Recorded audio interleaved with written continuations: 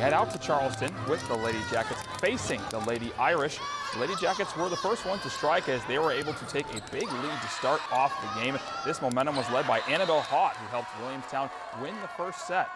Although this was a close contest, as the second set was a back-and-forth affair, freshman Nora Aliff, she was able to keep the Irish alive with multiple kills, which would help them come away with the victory in the second set.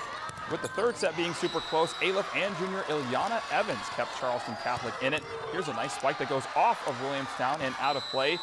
But the Lady Jackets were able to grab the third set after help from Kendra Johnson and Abby Norman with an ace here. And then it's Johnson coming up with the block on the spike attempt.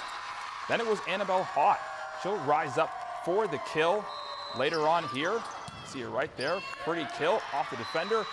And that's a point. Irish cannot return it. However, Charleston Catholic would have an answer as a clutch kill by Callie Goetz here sends this one into the fifth set. And in the end, it would be the Irish to take the final set after a very close game to move on to the semifinals. Williamstown sees its season end with a record of 17-10-3.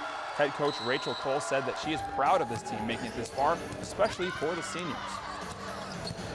We lost a lot of seniors last year.